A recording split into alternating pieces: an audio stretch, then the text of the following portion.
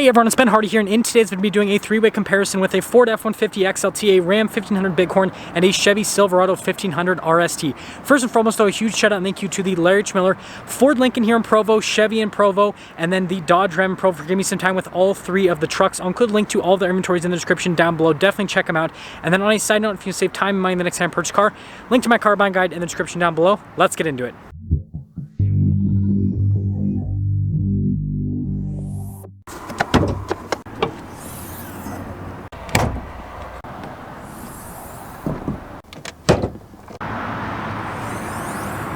Starting with the Ford, we have a twin-turbo 3.5-liter V6 that goes through a 10-speed automatic transmission. It's good for 400 horsepower and then 500 pound-feet of torque, with fuel economy being 17 around town and then 23 on the highway.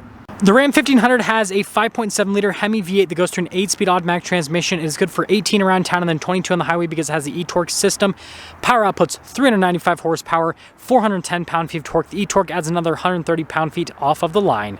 The Silverado utilizes a naturally aspirated 5.3-liter V8 that goes through a 10-speed automatic transmission. It's good for 355 horsepower and then 383 pound-feet of torque, with fuel economy being 14 around town and then 19 on the highway. Now, there are more powertrain options that you can get with each of the trucks, and so let's quickly discuss that. With the Ford, you can also get a naturally aspirated 5-liter V8. You can get this engine with a hybrid system called the Power Boost, and then you can also get a turbocharged 2.7-liter V6.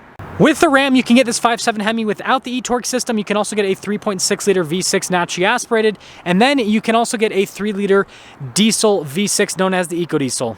With the Silverado, you can get a 6.2-liter naturally aspirated V8. You can get a 2.7-liter turbocharged 4-cylinder, and you can also get a 3-liter inline-6 diesel known as the Duramax.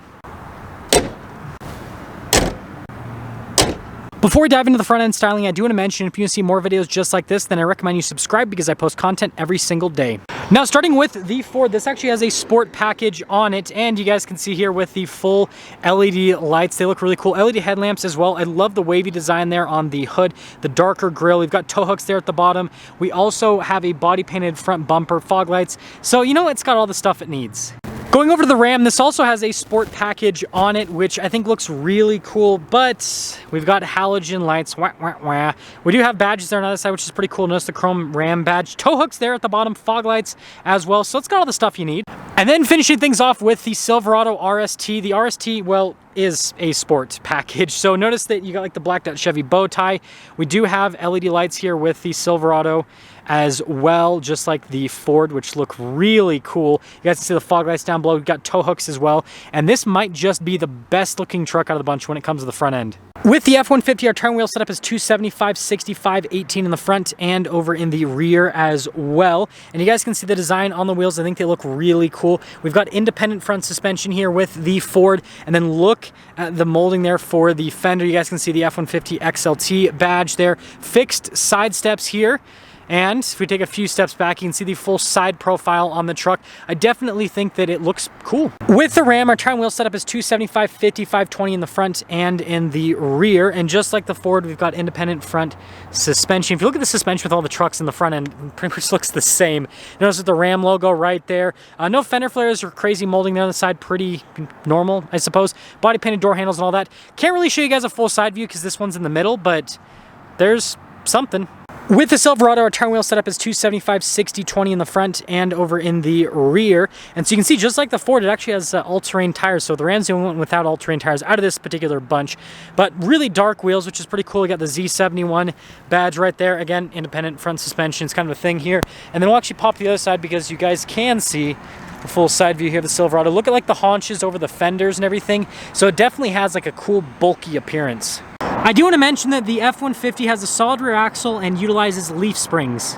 Well, you guys can't see much, but the Ram, on the other hand, utilizes multi-link suspension and, well, solid rear axle. And then the Silverado utilizes leaf springs just like the F-150 and then a solid rear axle just like, well, all the trucks. Here's our key fob for the Ford. You guys can see Ford logo there on the back. We have our unlock, lock function, remote start, and then the drop down for the tailgate. Payload capacity is 1,911 pounds here with the Ford.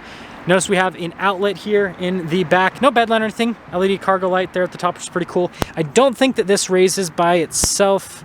Nope, so you do have to lift it up by yourself, no problem. And then finishing things up with the rest of the rear, we just have standard taillights here. We don't have LED lights And then notice, we've got the Sport 4x4 sticker there. Body painted bumper with the parking sensors. If you get like a max tow package with the Ford, you're gonna be like over 12,000 pounds with towing, so it's pretty crazy. So here's our key fob for the Ram. You got the Ram logo there on the back. We have our unlock, our lock function, and then remote start. We have payload capacity of 1,582 pounds. Notice that it is dampened with the lowering. Other than that, there's not a whole lot happening in the bed. There's a cargo light there at the top. The tailgate is definitely lighter here in the Ram than it is in the Ford. And then you can see standard taillights here at the Ram, just like the Ford. Got a Sport sticker. Sport font's a little bit different between both of the trucks. Anyways, you guys can see here, we've got parking sensors there at the bottom of the bumper. We've got the dual outlet exhaust tips. If you get a 392 axle ratio with this, you're gonna be like over 11,000 pounds with the towing. Here's our key fob for the Chevy. You guys can see we've got our unlock function or lock function, remote start, and then the drop down for the tailgate. Payload capacity is 1,782 pounds, so right in between the other two trucks. And this one actually has protection from the factory. And LED lights, fancy, and an outlet. More fanciness happening. Got the cargo light there at the top, and see if this one has an auto raise. Nope.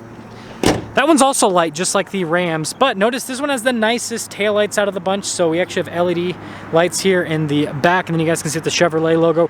Bumper steps too, which is pretty cool, and then we do have the squished exhaust tips.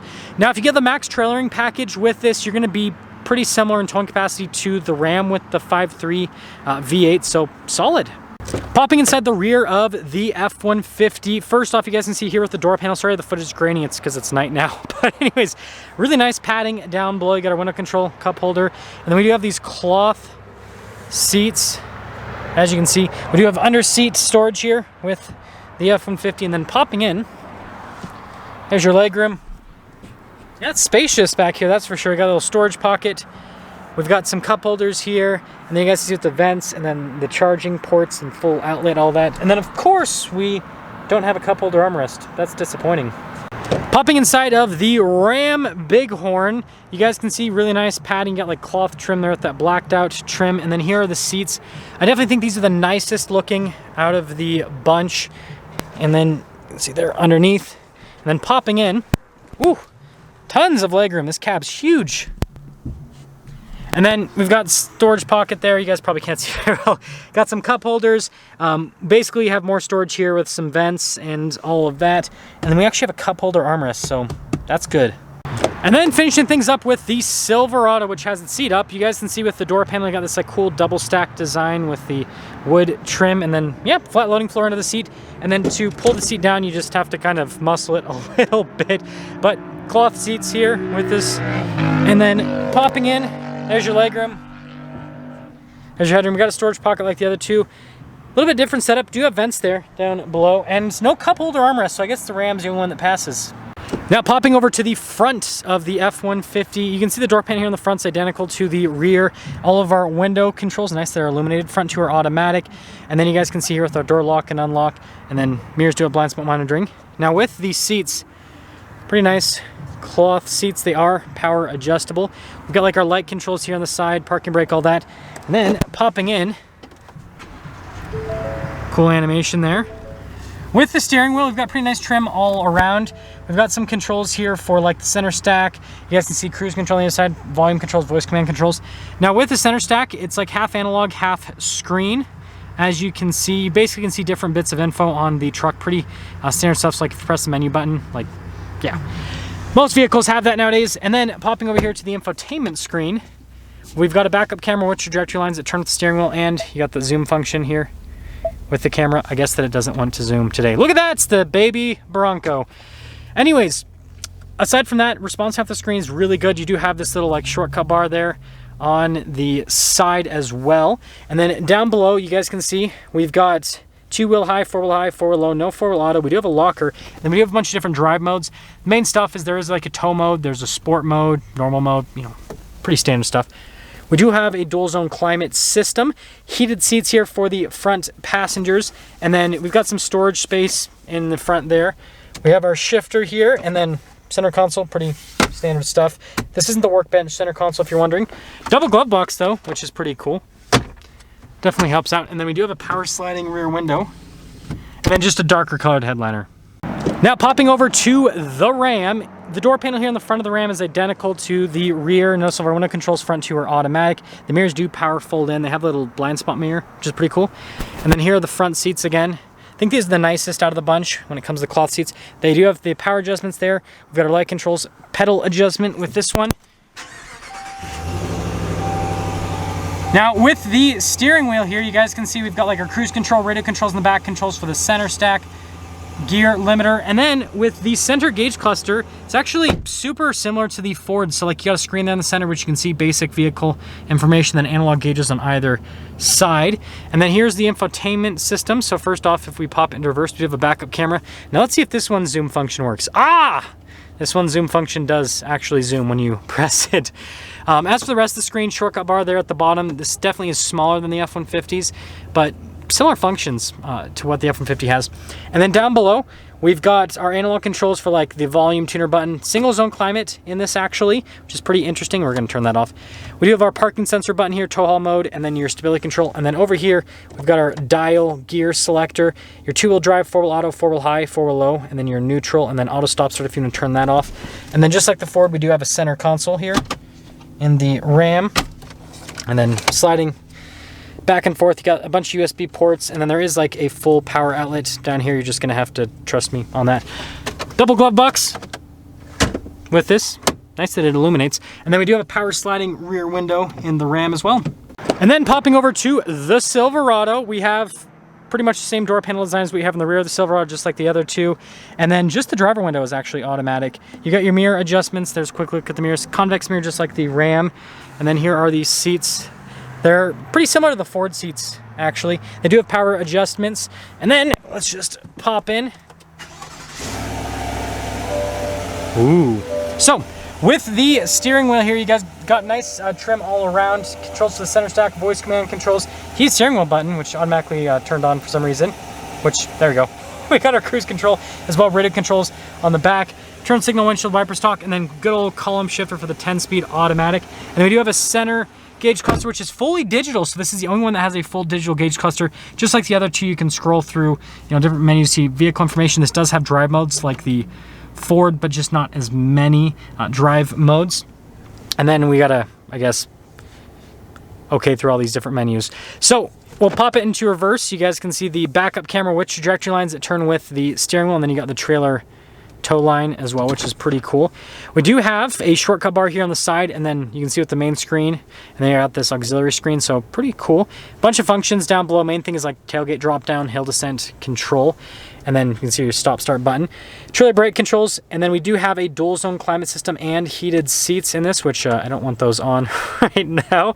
But yeah, cool. This has dual zone, got some charging ports. Now this one doesn't have a center console. It's the only one that has a bench seat, which you guys probably can't see on the camera at all. Trust me, there's bench seat. And then we got our double glove box.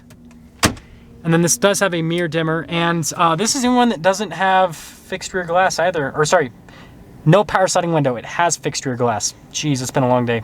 Well, you guys asked for more night reviews and you accidentally got one. Anyways, when it comes to pricing, about $58,000.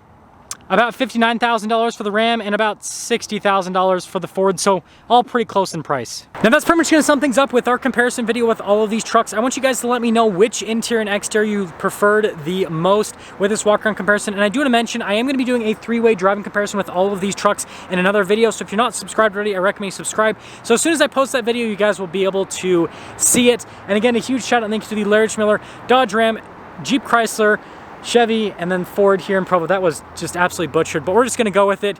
Link to all of their inventories in the description down below. I'll see ya.